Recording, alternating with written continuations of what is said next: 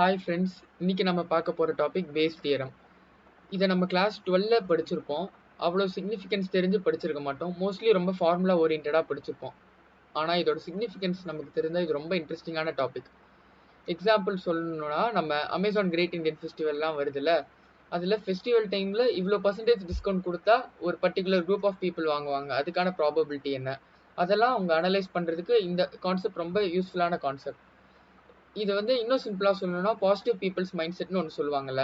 அதாவது நடந்ததை பற்றி யோசிக்காம அது எப்படி நடந்ததுன்னு யோசிப்பாங்க, அதை எப்படி ரெக்டிஃபை பண்ணலான்னு யோசிப்பாங்கல்ல. அதே தான் இந்த பேஸ் தியரமும். ஃபார் இதை நம்ம ஒரு எக்ஸாம்பிள் சம்ஸ் வச்சு உங்களுக்கு புரிய வைக்கிறேன். நம்ம கிளாஸ் 10ல நம்ம எப்படி படிச்சிருப்போம், probability of occurring, probability of not occurring. இங்கே நம்ம நாட் அக்கரிங் பற்றி கவலைப்பட தேவையில்ல, நடந்துருச்சு. அதை எப்படி நடந்ததுன்னு தான் நம்ம யோசிக்கணும். இங்கே நமக்கு 2 பேக் கொடுத்துருக்காங்க இந்த கொஸ்டின்ல.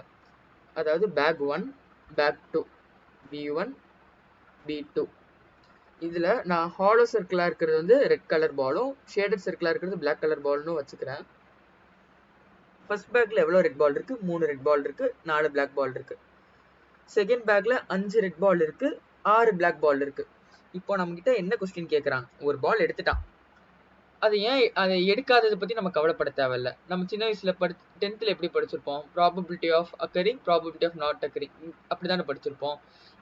இங்கே நமக்கு நாட் அக்கரிங்கை பற்றி ஒரி பண்ண தேவையில்ல. அதாவது எடுத்துட்டான், எப்படி எடுத்தான்றதை நம்ம இப்போ கெஸ் பண்ணணும்.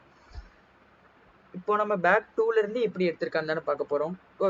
பேக் 2ல் மொத்தம் எவ்வளோ ரெட் பால் இருக்குது? 5 ரெட் பால் இருக்குது. மொத்தமாக எவ்வளோ பால் இருக்குது? 11 பால்ஸ் இருக்குது. இந்த பேக் 2வை நான் சூஸ் பண்ணுறதுக்கான ப்ராபபிலிட்டி என்ன? 1/2. இது எல்லா டைமும் 1/2 இருக்காது. கொஸ்டின்ஸ்ல கண்டிஷன்ஸ் கொடுத்துருப்பாங்க, அதை நம்ம அடுத்த கொஸ்டின்ல பார்ப்போம். இப்போ நான் எப்படிலாம் இந்த பேக் 2 எடுத்திருப்பேன், அதுக்கான ஆப்ஷன்ஸ் பார்க்கலாம். அதாவது பேக் 2ல ரெட் பால் இப்போ நான் பேக் 1லேருந்து எடுத்திருப்பேன், அதுக்கான ப்ராபபிலிட்டி என்ன? 3. மொத்தமாக எவ்வளோ இருக்கு?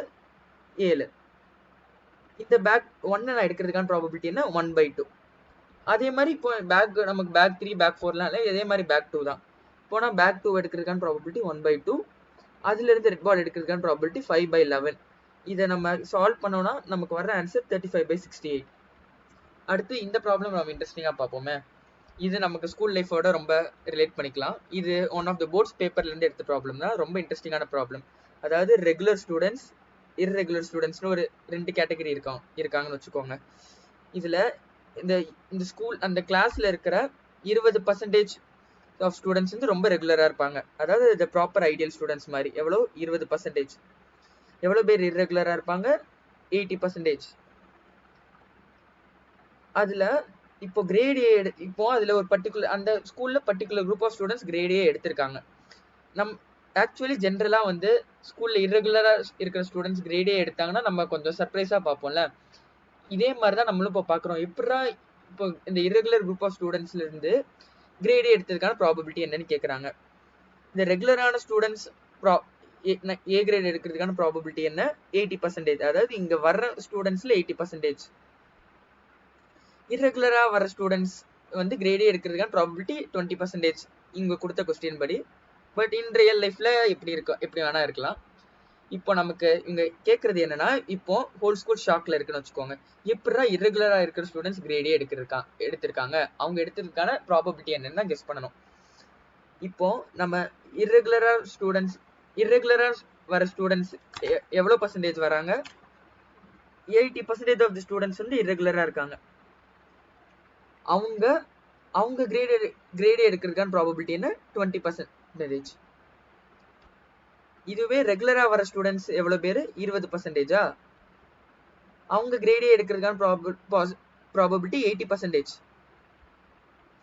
இப்போ இன்னொரு கேஸ்னா இர்ரெகுலர் ஸ்டூடெண்ட்ஸ். இதே தான் 80% ஆஃப் ஸ்டூடெண்ட்ஸ் 20%, அதில் 20% தான் கிரேட் எடுக்க முடியும். இப்போ இதை நம்ம சால்வ் பண்ணோம்னா நமக்கு வர ஆன்சர் 1/2. இதுதான் பேஸ் தியரம். ஒரு விஷயம் நடந்துருச்சு, அது நடக்காததை பற்றி நம்ம கவலைப்பட தேவையில்ல. நம்ம 10th படிச்சிருப்போம்ல, probability of occurring, not occurring. இங்கே நம்ம நாட் அக்கரிங் பற்றி வர தேவையில்ல, எப்படி நடந்தது, அவ்வளோதான் பேஸ் தியரம். தேங்க்யூ ஃபார் வாட்சிங்.